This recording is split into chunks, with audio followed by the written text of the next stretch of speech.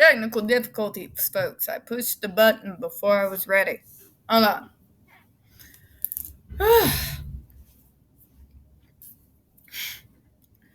Good morning, folks. Welcome to another episode of Spilling Tea. I'm your host, Tiffany Daniels. We're going to that horrible world known as the JRC, but before we do, TED Talk. So, yesterday, I said what I said, and I get continued to be proven right on other things that I've been trying to tell you all since, the beginning of the JD versus AH thing. Tried to tell you all they were ableists. Nobody wanted to listen to me or any of the others of my community when we tried to tell you this. And now the AH stands are outing themselves so much. Well, told ya. But let's think about this logically, shall we? Will I defend one of my own? You better believe it. Am I going out to seek their profiles to continue the attack? No. Because they're not worth the time nor the energy. Even when they attack me with ableist garbage, it's not worth the time or the energy. These people are bored and they're desperate. They don't like that we haven't continued to actively argue with them ad nauseum. So they are doing coordinated attacks.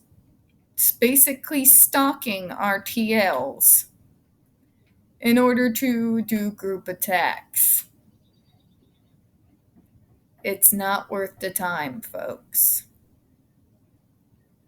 These are individuals who thrive off of conflict, who feel that they can't go a single day without starting some kind of drama.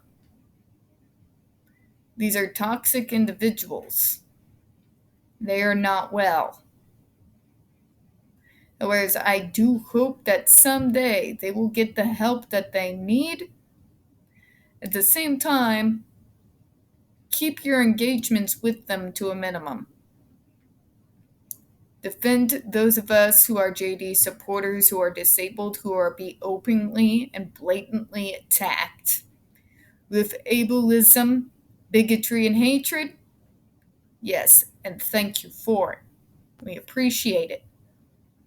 But this is just a small piece of the hate that faces us every single day. And the only reason why we can continue to go along every day is we all learned very long ago that engaging with these people just simply prolongs the stupid. The best thing you do is you say your piece. And since this is social media, unlike we can unfortunately not do in our real lives, say your piece, block, ghost. If they're being particularly hate-driven and ableist and supporting things such as tweets of threats of violence against us, report, retweet. Say your piece if you must, ghost and block. We all deal with more than enough stupid in our day-to-day lives, let's face it, right? These individuals just want to start a fight. It's all it is. They want your vitriol. And then they want to take it out of context and play the victim. We all know this. And yet we all keep falling for the same traps. Take it for somebody who's been dealing with similar individuals for the entirety of literally my whole life. It's not worth the time. It's not worth the effort. And it's sure as hell not worth the ruining of your day. They want to be ableist twits, that's fine, but let them do it inside their own echo chambers. We don't have to participate. Okay? They're trying to bait us on our own TLs, folks. Just don't let them get to you. Why would these people's opinions on you matter anyway? Thank you for coming to my TED Talk. All right, to the disclaimer, shall we?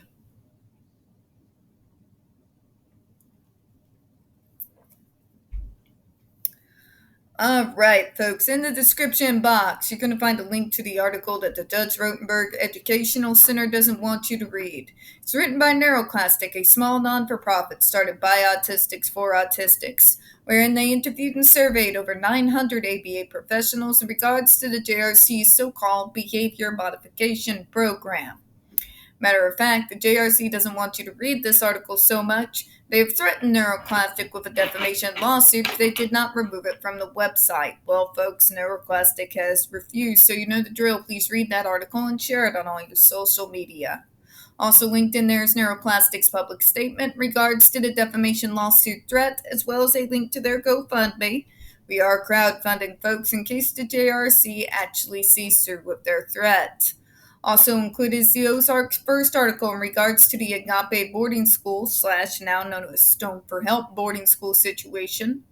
This is a so-called Christian-themed boarding school based out of Stockton, Missouri that takes in so-called trouble male teens that has impending folks over 21 civil lawsuits, claims, and allegations leveled against it, all which have been substantiated by the Missouri Department of Social Services, and they include the following. Excuse me a minute. Sorry, just ate lunch. Sodomy, rape. Sorry, bugs me. Sensory. Sexual assault, child abuse, psychological and emotional abuse, child trafficking, starvation, and folks, as you know, that's just for starters. You have one former staff member arrested by the FBI, another a doctor, still on the premises with full access of the boys up on multiples, again, substantiated claims of sodomy, rape, and sexual assault of the boys there. You have an attorney general too busy chasing after drag queens and trying and failing to defund public libraries to actually do his job and protect the kids of this state. And you've got a governor off his nuts. So send help and share that article on all your social media. Also say hello to photobombing Kata. This is what you get when you get your cat a brand new catnip mouse. Alright, folks. We also have the pertinent links to the Stop the Shocks campaign, including Autistic Hoya's massive archive on the subject. I'm sorry, I'm watching him in the background. Jennifer's Masumba's behavioral sheet of shockable offenses. A clip out of the 7-hour ordeal undergone by Andre McCollins back in 2002. The templates and the ever-present self-explanatory change.org shut the Judge Rotenberg Center down petition. When we discuss the GRC, folks, you're going to hear vivid descriptions of and catch clips of surveillance footage of people with disabilities being tortured and abused. If you got young children present, please use your headphones, alright? Alright, this channel is marked not for children for a reason. We use profanity and we speak on dark subjects. If your child is 16 and younger and they're watching this, very obviously, parental supervision is advised. Trigger warning. Square your shoulders, folks. Square your shoulders. Hi, crazy cat. His pupils are blown, folks. Sorry. Cat high off of catnip is high. So, folks, trigger warning. We are about to once again descend into the mad ravings of the lunatic mind known as Dr. Matthew Israel. You're going to hear gaslighting, victim blaming, pseudoscience, lies, abuse and torture apologencia, all coming from a man with a massive ego and even larger God complex. So, folks, prepare yourselves for the stupid, alright? Now, to give you all some context, this is when Dr. Matthew Israel is trying to demonize Greg Miller, the individual who was a whistleblower on what they get up to behind closed doors at the JRC. He tries to make it off that Greg Miller was a disgruntled employee who was doing this because he was demoted.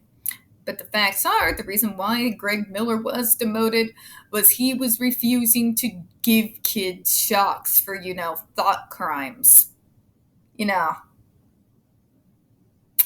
Context is amazing, isn't it? Here we go. The accusation in question was filed with the Disabled Persons Protection Commission on the Massachusetts State Police. Oh, hold up.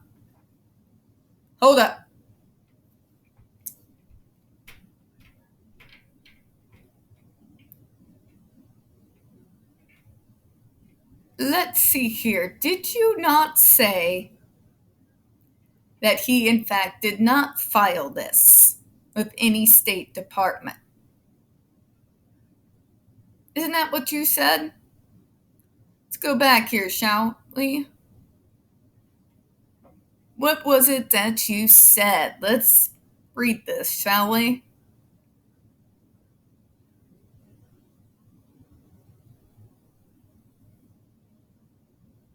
If Mr. Miller really felt that he was witnessing something abusive while working at JRC, all he had to do and was legally required to do as a mandated reporter was pick up a phone and call the state agency that investigates child abuse. The telephone number had to make a complaint, and his duty as a mandated reporter to make such a complaint if he saw something abusive were already taught to him at the JRC's training course. The fact that he worked for over 3 years at the JRC and never made a single complaint either to JRC staff or the state agency shows that he's just engaging in retaliation to JRC for demoting him, the act that caused him to resign. Very next paragraph. The accusation in question was filed with the Disabled Person Protection Commission at Massachusetts State Police.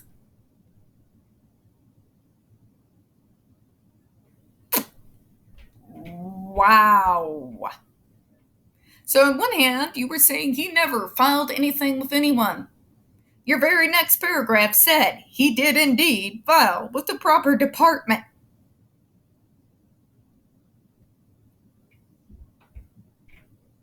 The clownery. The sheer clownery. Wow. Oh, but let's continue. A state officer appeared immediately at JRC unannounced to investigate. The police report attached here to at Appendix A found the claim to be false, stating, let's go back here. Let's go back to some previous videos when we know for a fact that you all have a highly respected police officer as part of your staff. We also know that you go out of your way to make sure those police departments are wrapped around your little finger. You're also not going to mention the police officer that did everything to protect Jennifer Masumba when she ran away from you. We're not going to talk about that, are we? I went to the room at JRC where both juveniles were. The staff was cooperative with allowing me to inspect the arms, neck, and head of both juveniles. Neither juvenile had any bruising or burns on the areas inspected.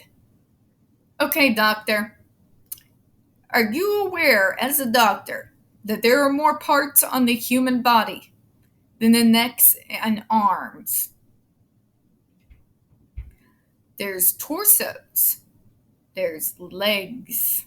We know for a fact that you put the electrodes there. They basically went in there, looked at them fully clothed. That is not a thorough medical examination. Seriously. There are no signs of abuse and neglect. Hall told me he received the information from Kevin Mullins. He told me Mullins is an attorney in New York. Mullins is an attorney who filed a lawsuit against the Judge Rotenberg Center. Hall told me Mullins has a whistleblower inside the school. He told me, I guess we knew the whistleblower is not reliable. Again, are these police officers medical personnel? No, they're not. Did these police officers ask you, due to the type of accusation that was being laid, to make sure that there was a full medical examination done? No.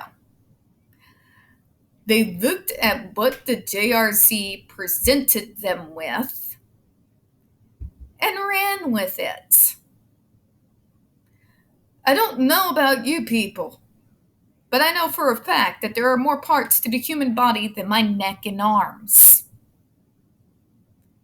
Most abusers that I know of, at least a few of them, are smart enough to not leave marks in areas that are very easily seen. We know they put the electrodes on the torso and on the backs of the legs. We know that this school forces these kids to come in fully dressed in a way, basically, it's almost just barely shy of a three-piece suit.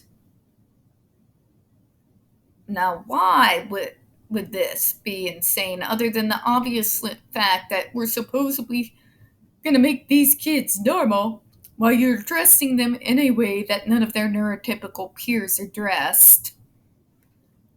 Because forcing an individual to dress in such a way can also hide a lot of abuse.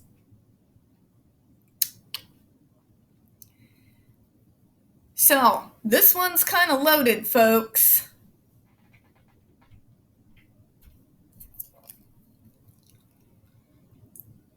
First, Dr. Matthew Israel tries to say that Greg Miller never did, in any capacity, make a complaint. Within the very next paragraph, it says that a complaint was made. You then again display your stupidity, assuming that we're all stupid, by saying the police officers saw no marks on their arms or necks, so it has to be a false report. There are more body parts, doctor, than the arms and legs.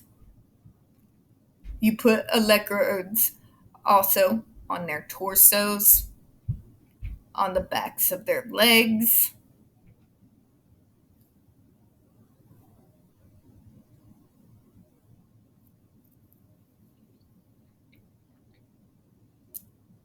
Simply because there was no visible marks anywhere. What do you know? Clothes cover the body. Who'd thunk, right? Doctor, are you aware that on the parts of the body that are not regularly seen by the public, such as the torso, can also be burnt so bad by your devices that people could smell flesh cooking? Are you aware of this? Are you aware it makes you, not me, not Greg Miller, but you, look like a clown when you try to sit there and demonize Greg Miller, saying he never reported abuse, and then within the next paragraph explain that he reported the abuse? But it was made by Josh Mullins. Want to know why he did that by proxy, doctor? Because you're known to silence victims. You're known to intimidate. You're known to destroy evidence. You're notorious, doctor, for hindering justice. And you have been since the 80s. Okay? Okay.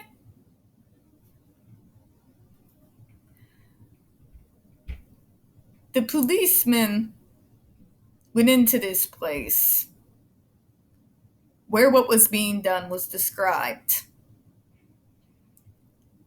They didn't even really do the bare minimum.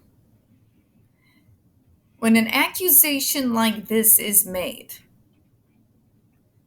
simply inspecting the arms and neck that are visible is not good enough. Particularly if these were supposed to be cops that are well informed and educated in this area. They should have been taken to a hospital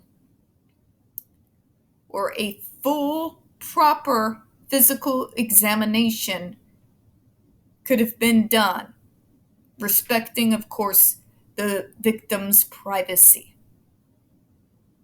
That didn't happen. And here's the thing, Doctor. You want to know what corroborates Josh Mullins and Greg Miller? The DESI reports, which mention second and third degree burns, loss of feeling in the areas where the electrodes were attached, the fact that these kids have been shocked into catatonia, the fact that some kids had to go weeks at a time off the device so they could heal up because there was not one piece of undamaged skin to attach electrode to. All of this alludes to the fact that Greg Miller was telling the truth. It's also backed up by the New York report. Remember, Doctor, I know for some reason you think we just like the lie, but that's not how it works. We have to report to higher authorities than you. Do you know the consequences of someone who's a part of such a group if we are to be shown to be blatantly lying? Yeah. It's hardly a slap on the wrist.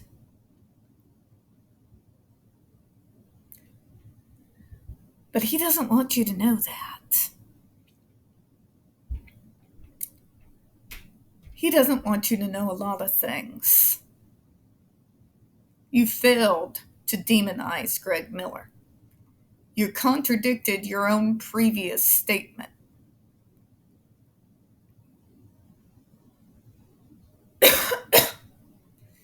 Then you used this so-called brief examination to visible areas of the body, areas that maybe you didn't have the electrodes on.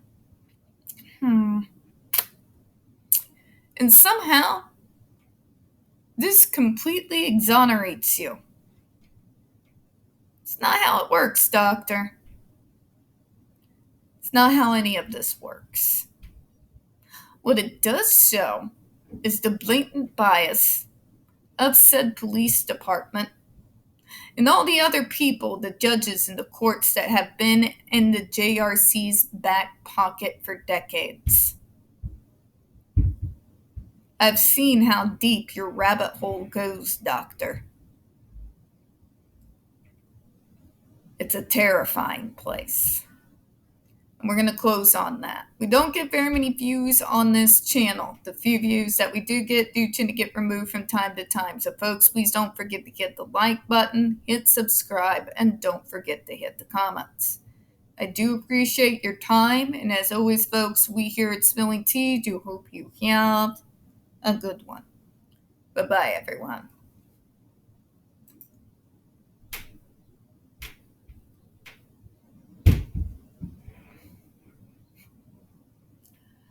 Oh, the stupid.